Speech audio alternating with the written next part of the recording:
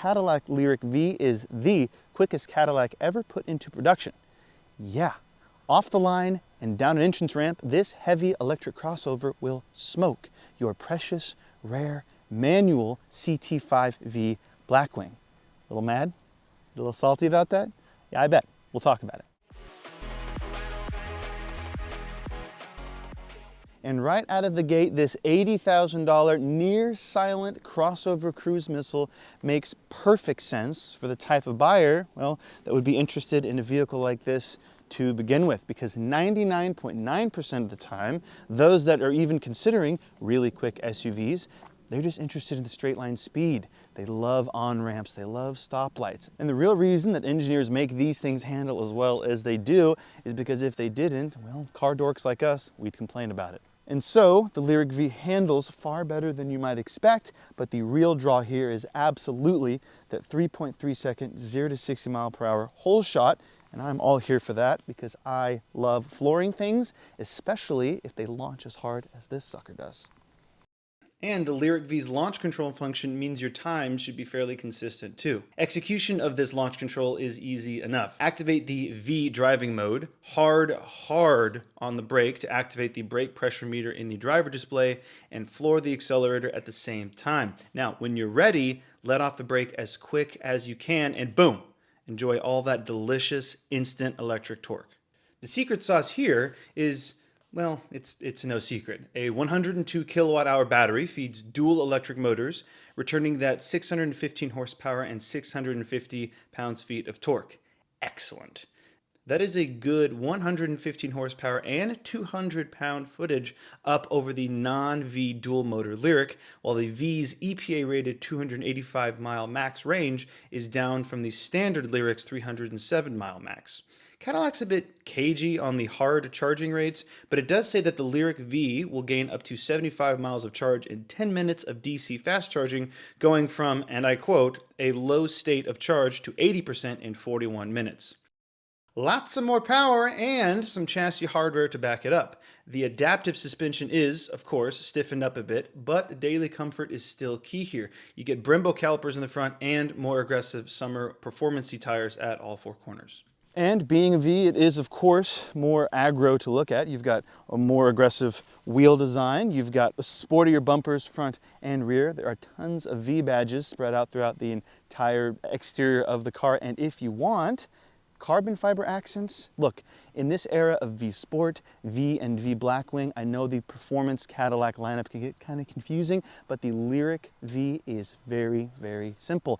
Big EV now have big power, very fast, very fun. And speaking of fun, so what can you expect when you get the Lyriq-V out on the road? Well, let's start with what it isn't. It is not a member of the rarefied Blackwing family, that being the highest performance, most hardcore, craziest versions of Cadillac's V products. It's not that.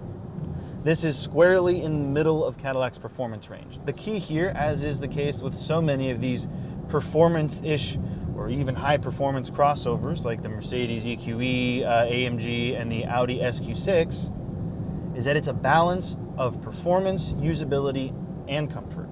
For day-to-day driving, this thing is pretty darn comfortable. You are going to notice more stiff than your standard luxury electric crossover, I will say that. But it's absolutely not punishing. It's compliant. It handles broken pavement really, really well. This is one of those payoffs you're going to make. Interestingly, Cadillac chose to not fit the Lyriq-V with MagneRide, but instead with a standard adaptive suspension based on valving, and not an air ride or magnetic ride control. You've got My Mode, you've got V Mode, you've got Sport Mode, Tour Mode, all those kind of things. Tour Mode, of course, being the most comfort and day-to-day oriented mode.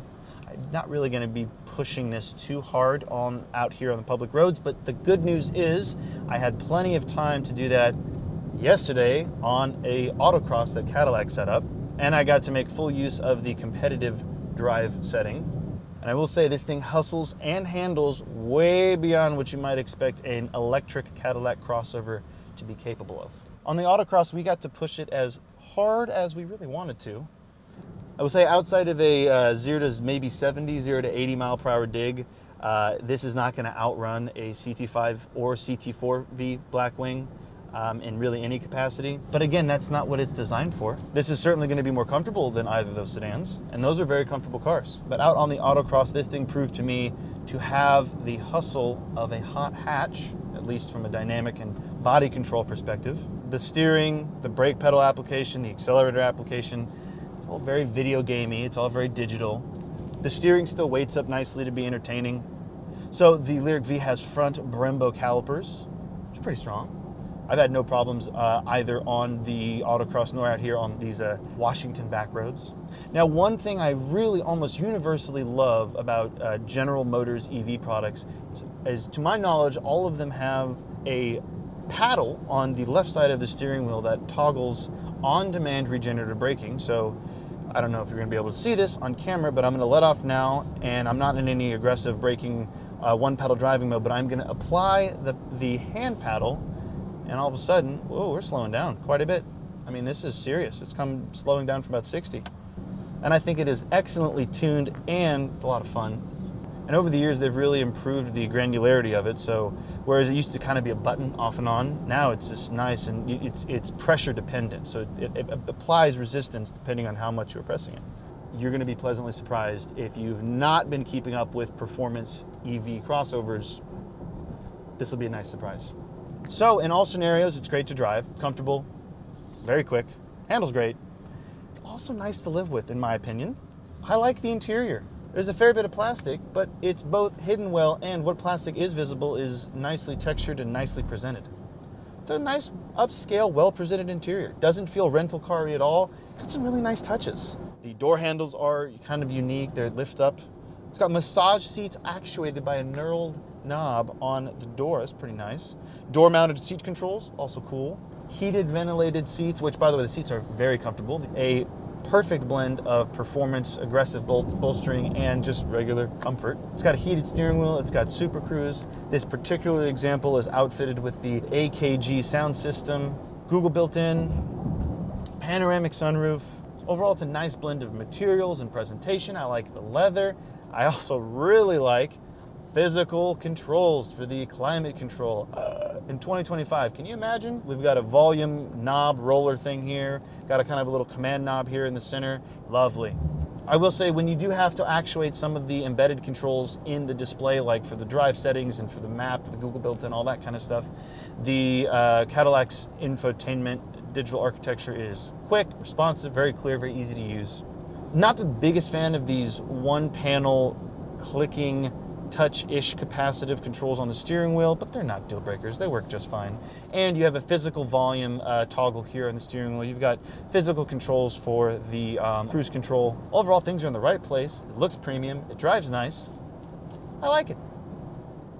So, the first all-electric Cadillac V product. I gotta say, I think it's job well done. It's very fast, handles way better than you might expect, is fabulously comfortable when out driving on normal public roads, and the interior is both sharp and it's pretty comfortable in there.